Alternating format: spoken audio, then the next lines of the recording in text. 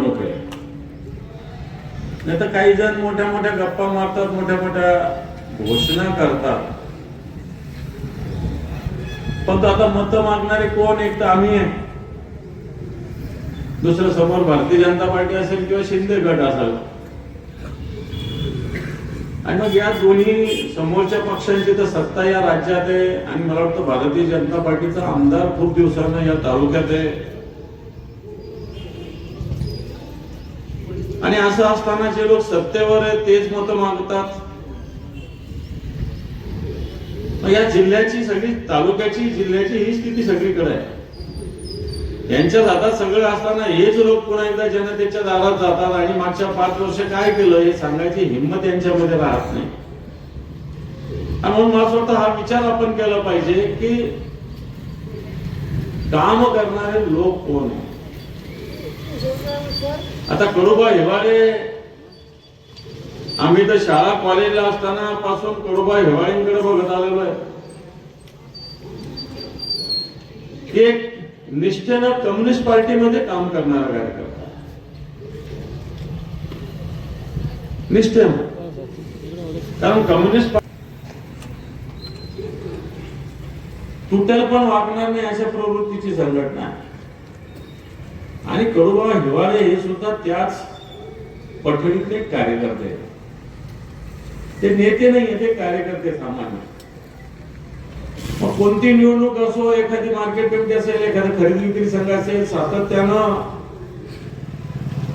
निवडणुकीचं जे व्हायचं ते होईल, पण आपला विचार जनतेत गेला पाहिजे ही मानसिकता ठेवून काम करणारा कार्यकर्ता आहे. आणि मला असं वाटतं या मानसिकतेतून जनतेनं अशा कार्यकर्त्यावर सातत्यानं विश्वास ठेवलाय. मग जिल्हा परिषद असेल, मार्केट कमिटी असेल. आणि मग असा जो कार्यकर्ता असतो तो खऱ्या अर्थानं जनतेसाठी झटत असतो, जनतेसाठी अहोरात्र त्याच्या दारात जात असतो. जनतेला त्याच्या दारात यायची गरजच पडत नाही. गाव असेल, वाडी असेल, तांडा असेल, सातत्यानं जनतेच्या प्रश्नासाठी झटत असणारा कार्यकर्ता, वाटतं अशा पद्धतीनं असणारा एक कार्यकर्ता आम्ही आपल्या समोर उमेदवार दिलेला आहे. शिवाजीराव देवगुणेंना सुद्धा आपण चांगल्या पद्धतीने ओळखतो. त्यांनी पंचायत समितीचं काम केलंय, संघटनेचं काम वर्षानुवर्ष करतात.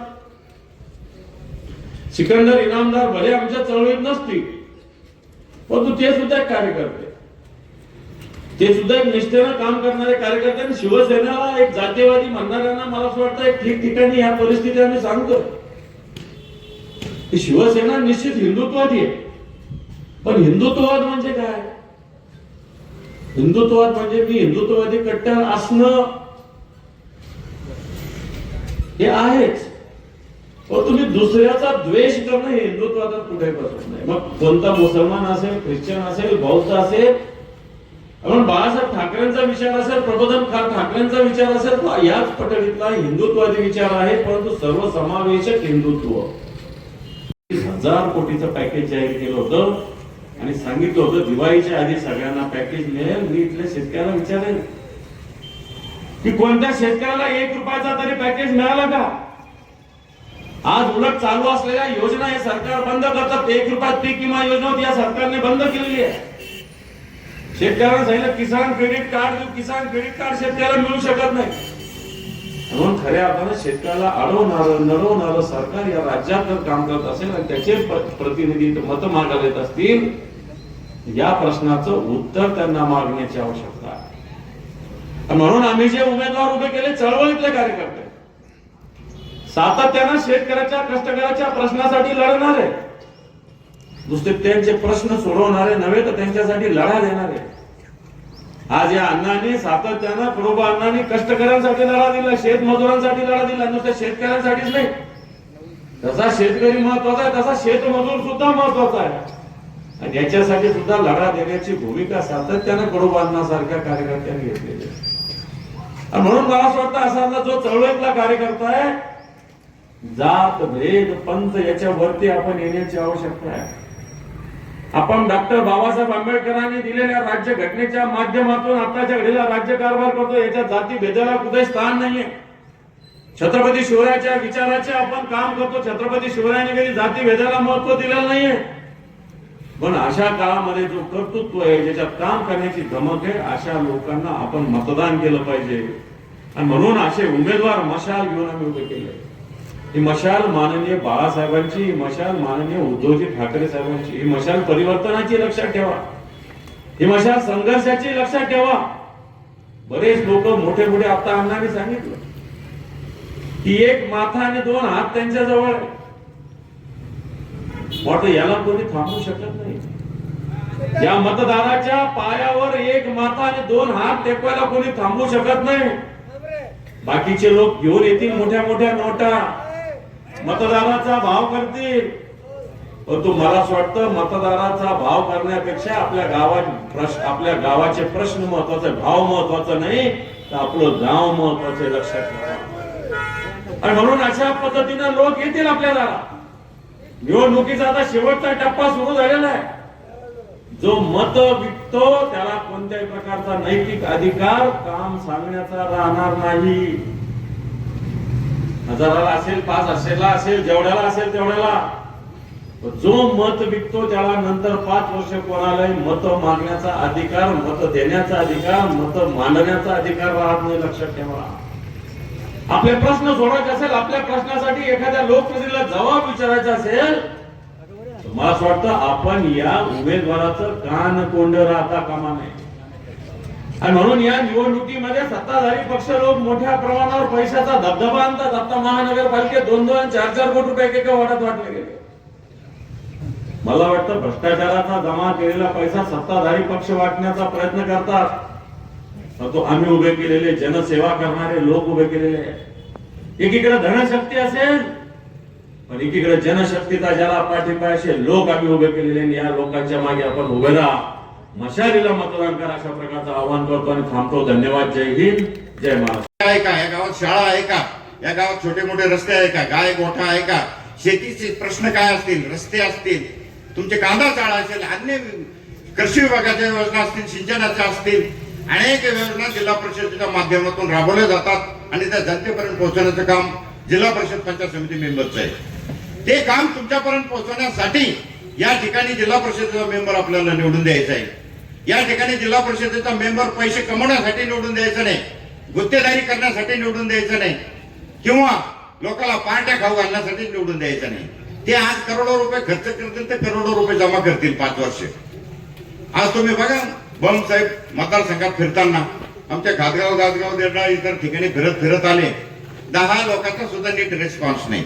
इथं देरडेचे घातगाव परिसरातले लोक बसलेले 10-15 लोकांनी, 20 लोक दुसरी ओट्यावर बसलेले होते, पण तिथं 10 लोकांनी जात. का परिस्थिती ही तयार होते की त्यांनी एक ठरून टाकलेले, हाय आले 1000 रुपयाने पैसे वाटून टाकायचे, निवडून यायचं, पुन्हा रामराम नाही, श्यामश्याम नाही. अशा परिस्थितीमध्ये त्या मतदारसंघामध्ये ही परिस्थिती बनवून टाकलेली आहे. आणि या मतदारसंघातल्या लोकांमध्ये एक असं मिसगाईड वातावरण करून ठेवलंय, पैसा पैसा पैसा. आणि लोकांना फक्त लोकांमध्ये एक मानसिकता बिघडून टाकण्याचं काम या ठिकाणी केलेलं आहे. आणि विकास या तालुक्याचा खुंटलेला आहे. तुम्ही पश्चिम महाराष्ट्रामध्ये जर गेले तर पश्चिम महाराष्ट्रामध्ये याच गंगेचं पाणी शेवगाव पर्यंत पोहोचलं. शेवगाव पर्यंत हे पाणी पोहोचलं, ते गंगापूरला काय येऊ शकलं नाही सिंचन योजनेमध्ये. अशा प्रकारच्या अनेक गोष्टी या ठिकाणी करण्यासारख्या होत्या, परंतु कोणीही करू शकलं नाही आतापर्यंत. त्याचं कारण आहे पैसा. पैसे वाटले म्हणजे सगळं होतं असा त्यांचा समज झालेला आहे. यातून तुम्ही बाहेर पडा. ही सुरुवात जिल्हा परिषदेच्या माध्यमातून आपण सुरुवात या ठिकाणी करूया. एक पायंडा आपण या ठिकाणी चांगला पाडूया आणि या जिल्हा परिषदेमध्ये आमच्या सारख्या माणसाला तुम्ही निवडून द्या. निश्चित तुमचे सगळे तुर्काबाद सर्कलमध्ये राजोरा असेल, तुमचं मलकापूर, शिर्डी, आजूबाजूचे गाव असतील, अर्ध्या रात्री तुमच्या दारात येऊन उभं राहण्याची तयारी आमची आहे. तुम्ही आमच्या रात्री कधी 12 वाजता तुमच्या आमची दाराची कडी वाजवली तर आम्ही तुमच्यासाठी कधी तयार आहोत, ही ग्वाही तुम्हाला मी या ठिकाणी देतो. आणि तुर्काबाद गणातील जे इथं लोक जमलेले, गोळेगाव गणातील लोक या ठिकाणी जमलेले, सर्वांना या ठिकाणी आग्रहाची विनंती करतो की येत्या 7 तारखेला मशालचं बटन दाबा आणि मशाल निशाणीवर या ठिकाणी तुम्ही मतदान करा. आमचा अनुभव घ्या, तुम्हाला पश्चाताप या ठिकाणी होणार नाही. आमच्या ऐवजी अन्य माणसं तुम्ही निवडून दिले, तुमच्या पदरी पश्चातापाचं निशाण नक्की राहील. गावातले उमेदवार तुम्ही नाव सोडा. तुमच्या गावाच्या उमेदवारापेक्षा जास्त काम जर केलं नाही तर तुर्काबादला कधी पाय ठेवणार नाही. या ठिकाणी तुम्हाला ही गोष्ट सांगतो. तुमच्या दारात येऊन काम करण्याची आमची तयारी आहे. तुर्कावादकरांनो, तुम्ही सावध व्हा. तुमचे काम त्यांच्यापेक्षा जर जास्त नाही केले तर नावाचा हिवाळे नाही. तुम्हालाच पण मी या ठिकाणी खात्रीनं सांगतो की हे तुम्ही आमिषाला बळी पडू नका. कुठल्याही आमिषाला गावातला अमोल भाऊबन फलानान बिस्तानान सोयरान ओबीसी मराठान अमुकान हे सोडा ना. ही जाती सोडा. या जाती सगळ्या गाडून टाका आणि विकास करणाऱ्या माणसाला मदत करा. आणि विकास करणाऱ्या माणसाला तुम्ही मदत केली तर तुमचं भलं होईल.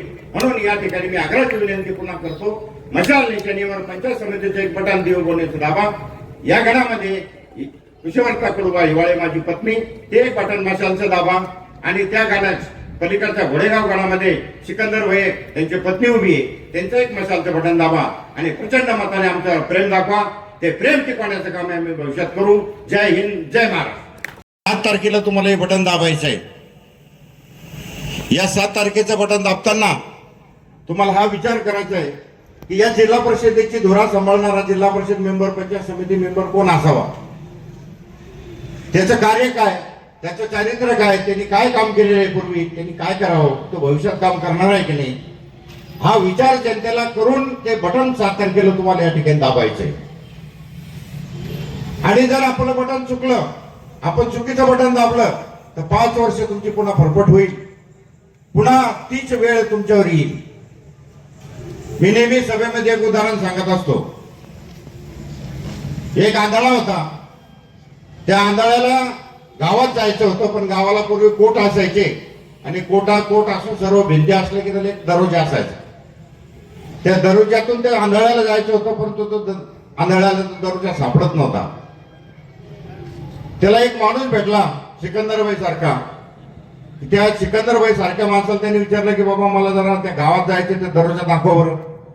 तर सिकंदरबाई म्हणले बाबा मला खूप वेळ आहे, प्रचाराची धामधूम आहे माझ्या मागे, जरा तुम्ही असं करा, भिंतीला हात लावत लावत लावत जा आणि जिथे दरोजा लागला की ते तुम्ही दरोजातून मध्ये जा आणि गावात तुमचं काय काम असेल ते करा. तर त्या आंधळ्याला गचकरंद होतं. ते दरोजा आला की ते खाजाच्या नादामध्ये तो दरोजा निघून जायचा आणि पुन्हा त्याला ते कोटाला पुन्हा फेऱ्या मारीत बसायचा. तसे तुम्ही कोटाला फेऱ्या मारण्याचं काम 7 तारखेला करू नका. तुम्हाला फक्त खाज येऊन देऊ नका. 7 तारखेची खास तुम्ही जर थांबवली तर तुमचं 5 वर्षाचं नक्की बरं होईल. आणि या गोष्टी याच्याकरता सांगायच्या आहे की बाबा हो, आम्ही आयुष्य घातलं, पण 35 वर्ष राजकारणामध्ये आम्ही जनतेची सेवा करण्यासाठी निवडून येतोय. आम्ही निवडणुकीला हौशीसाठी पैसे कमवण्यासाठी निवडणूक लढत नाही. आम्ही निवडणूक लढतो जनतेच्या कामासाठी. मी गेले 35 वर्ष ग्रामपंचायत, जिल्हा परिषद मेंबर, मार्केट कमिटीचा सभापती, अन्य पद भोगून मला अनेक पदं मिळालेली. मला कुठल्याच पदाची अपेक्षा नाही. पण तो उर्वरित आयुष्य आपण लोकांच्या आपला अनुभवाचा उपयोग लोकांना व्हावा, लोकांचे कामं आपल्या हातातून व्हावे हा उद्देश ठेवून आम्ही या महाविकास आघाडीच्या वतीने आम्हाला अंबादास दानवे साहेबांनी तिकीट दिले आणि तुम्ही लढा म्हणून सांगितले. आम्ही लढतोय. माझ्यासारख्याला बम साहेब तिकीट घरी बोलून तिकीट द्यायला मला तयार होते. मला शिवसेनानं पण तिकीट दिलं असतं. मला कोणत्याही आज जे लोक एवढे धावपळ करून तिकीट मिळवली ना, मला एका मिनिटात तिकीट दिलं असतं. पण मला ते तिकीट घ्यायचंच नव्हतं. मी कम्युनिस्ट पार्टीमध्ये आंदोलन करून निवडून येणारा एक कार्यकर्ता आहे. एक आंदोलनातून निर्माण झालेला कार्यकर्ता आहे. मी एक सामाजिक विचाराचा कार्यकर्ता आहे आणि माझ्या विचारात ते बसत नाही म्हणून मी ते तिकीट नाकारले. मी अनेकदा मार्केट कमिटीचा इतिहास दानवे साहेबांना माहिती आहे. मला जर पुन्हा मेंबर व्हायचं असतं तर मी त्यांच्या बम साहेबाच्या पॅनलमध्ये ते मला ऍडजस्ट करत होते. मी त्यांच्याकडे कधीच ऍडजस्ट झालो नाही. आतापर्यंत कोणाला कधीच मॅनेज झालो नाही. आतापर्यंत कोणाला कधी शरण सुद्धा गेलो नाही. आणि लढाऊ वृत्ती नाही. या महाविकास आघाडीतूनच आपल्याला निवडून यायचं आणि जनतेची सेवा करायची असा मनोदय ठेवून सिकंदर भाई आणि देवमुळे आम्ही असं ठरवलंय. नुसतं निवडून येऊन कुठून तरी आपलं निवडून यायचं, 2 पैसे खर्च करायचे, धामधूम करायची, निवडून यायचं, आईस आराम करायचा, लोकांना पुन्हा रामराम नाही, श्यामश्याम नाही, 5 वर्ष कोणाला भेटाय नाही, गाठाय नाही. या वृत्तीचे आम्ही नाही. आम्ही जर निवडून आलो आम्ही तुमच्या दारात येऊन काम करणारी माणसं आहे. या परिसरामध्ये फिरताना मला अनुभव आले. मागच्या उमेदवाराचे अनुभव लोकांनी आम्हाला सांगितले की 5-5 वर्ष झाले, 9-9 वर्ष झाले आमच्याकडे रामराम करायला सुद्धा कोणी आलं नाही. आम्ही आता मत महाविकास आघाडीच्या मशालाच करणार आहे. धरणीचा आवाज हा मशालचा आहे.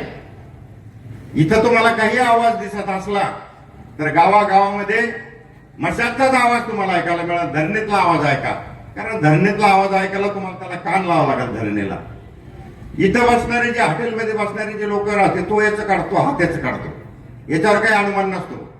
तो याला म्हणतो कसं काय तुमच्या गावात, तो तुमच्या गावात कसं काय, मग तो जसं बोलल हा तसं बोलतो, म्हणजे आपलं उघडकीस नाही आलं पाहिजे.